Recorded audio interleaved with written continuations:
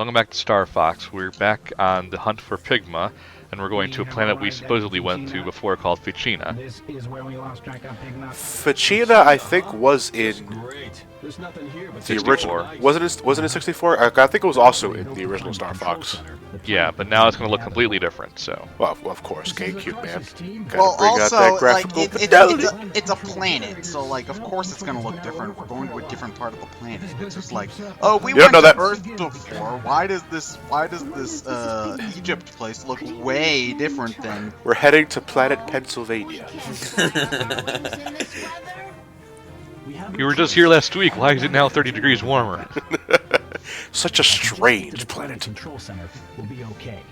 Man. There's something about how elongated Falco's head is in this game that drives me up a wall. What, how he looks like a noodle person? I think that's what it is. I think it's the limbs and his fucking head. His head looks like somebody like stretched it. Yeah, like someone squeezed it to get all the juicy innards. It's meant to make him look more bird-like, but at the same time, you've gotten so used to seeing him the way he used to look that it looks jarring. Well, as long as it's not the like the pre-rendered puppets from the original Star Fox. I don't know if you guys ever seen that. Well, like the ones on the box art? It was more for the promotional posters for Star Fox on the SNES. If I can find them, I will show them to you guys, because those were kind of terrifying. Yeah. Hey man, as long as it's not Sonic Riders, I'm fine. That was terrifying? Yeah, it was Well, terrifying. they were kind of noodly there, too. Kind of noodly. They were pure ramen.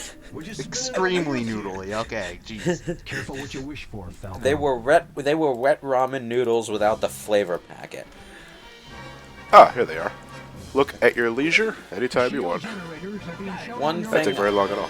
One thing I will say about the ground missions in this game, having Star Fox and crew on foot actually does serve the purpose of giving you time to actually like the character designs. Because in previous Star Fox games that were all shooters and landmasters and vehicles and stuff, all you ever really saw were the vehicles and the dialogue portraits. And their heads in the cockpit. Kind of gives you the false impression that Fox is part R-Wing. You can see the cockpit for more than 2 seconds. In the rare instance where you can see the front view of the R-Wing, usually when like at the end of a level, you can see the head. Do they have like Slippy's head and Slippy's ship? Yeah. Oh, okay, cool. But just his head. God, Yeah, just speaking of Sonic 06 comparisons, we fought the Egg Genesis a few parts ago. Now we're going through the goddamn snow level. White Base, was it? White Acropolis. White Acropolis. Somehow it looks more interesting here, though. It's the laser barriers. And the crystals. Hey, you know, I think I'd probably prefer that little techno song they have during the snowboarding section. You know. That was a pretty Well, this is another song that was used in Brawl. In Smash 4, I think. Yeah. Ficina, whatever. Well, to be fair, most of the songs in this game are remakes of 64 songs. Again, trying to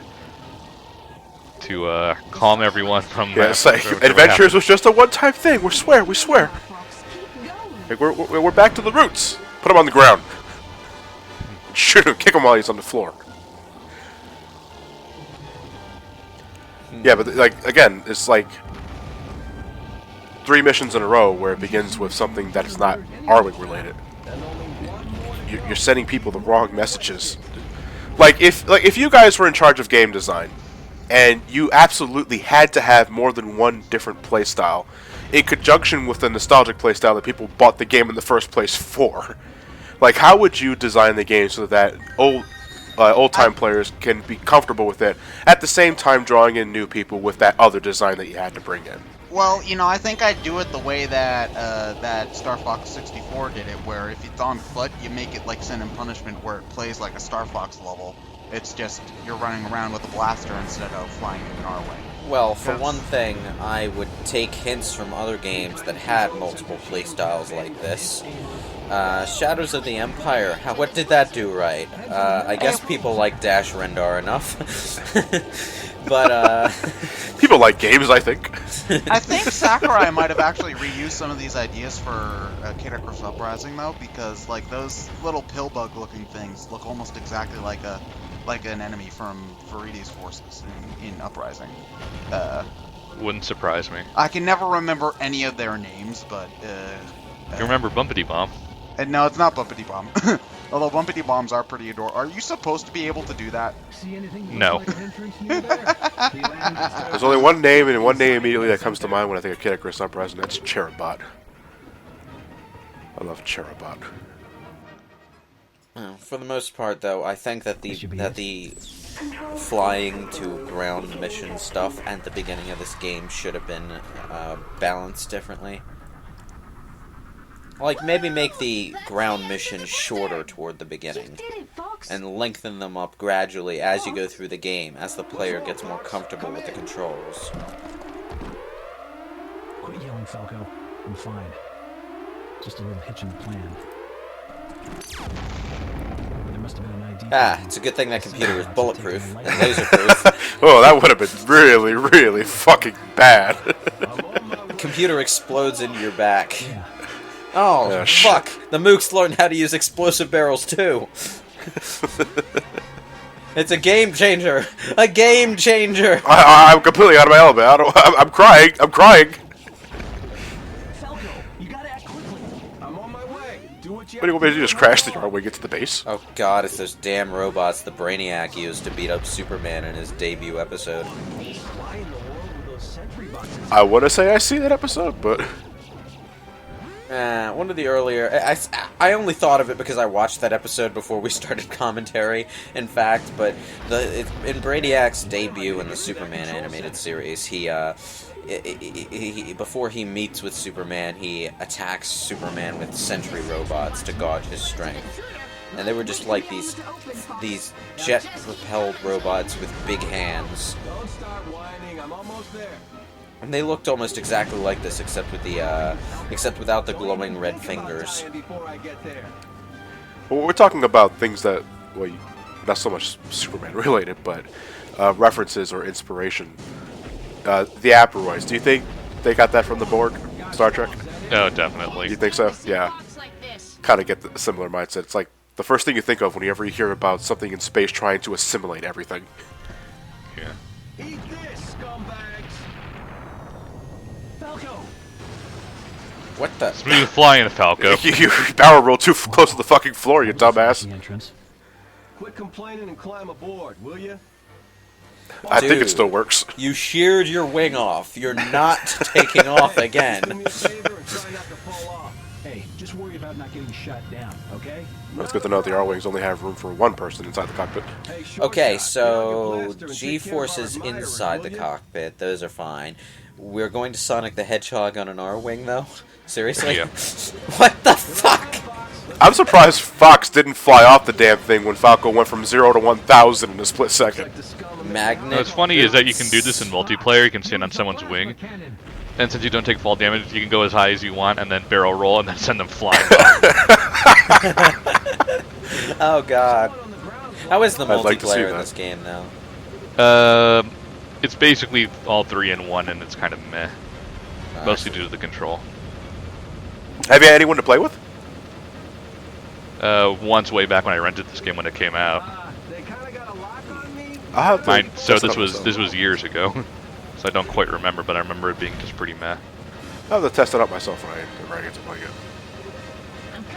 I think the only Star Fox game I'm missing from my collection is Command. So I take it you're recording adventures in? Yeah. I mean, I don't mind doing it. I just don't know you the just game. kind of laid that on me. But yeah, I'll do it because I'm actually focusing on Star Fox later this year on my review channel in celebration of the Wii U game coming out. So you have to play the game anyway. So Yes, so I figured I'll probably be the one with the most recent experience, so yeah. it would only make sense. I mean, I don't mind recording it. I just don't have it. You know what? I'm gonna look up Amazon and see how much Command is going for. Yeah, this is the ultimate rail shooters of rail shooters. When people say that Star Fox Adventure is Legend of Star Fox, how much so is it? Like, dungeon, side quests, on foot the entire time. You whack enemies with a blunt weapon. Well, setting aside the Star Fox connection, what kind of is it a good game?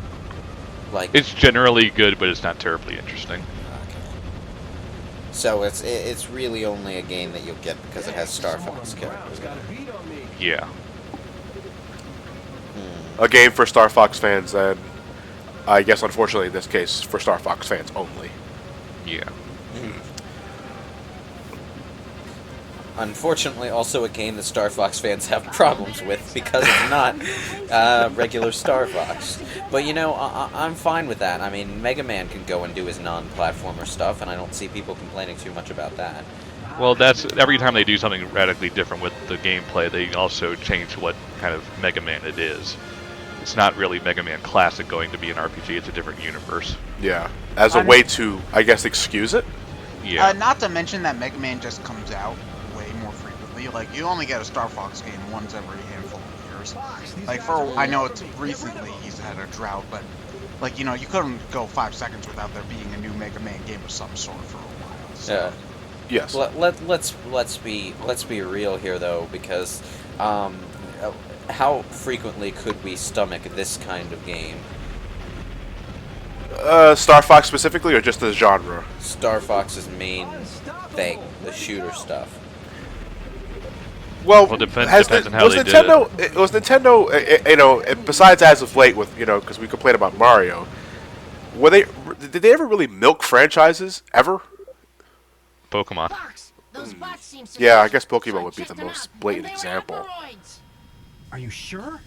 One of the things about Star Fox that I kind of see as a reason that they don't really make more games though is because when Star Fox was created, it was because they had this really primitive but new and cool looking 3D technology going on. And this was during 2D sprite gaming days on the Super Nintendo, so yeah. In 1993 was when Star Fox made its debut, which I think was 1 year before the PlayStation came out. So 3D was still pretty much a new thing for home consoles. So I think I think Star Fox did catch on to people just from the WoW factor alone, as primitive looking as it is today. You know, back then that was considered amazing. Yeah, and from a developer standpoint, that also makes it interesting. But how do I put this? These days, there's really nothing Star Fox ever does that's new or interesting from a game development standpoint. Well, I think that's probably why Miyamoto wants to push the gamepad so much with it, I suppose, because like... Even though no one wants to play Star Fox with motion controls. Well, as long as you can turn it off, I don't really mind. Well, yeah, they said you don't have to use them, but... Okay. You got the option then. That's what's important. So as the option, okay, fine, but this is one of those, don't force us to use it, no one asked for it. No, I think the most boneheaded gyroscope ever was in Star Fox 64 3D. Where you can use the gyro to control the ship, completely forgetting that you're also turning the entire fucking screen while doing that, which was really disorienting.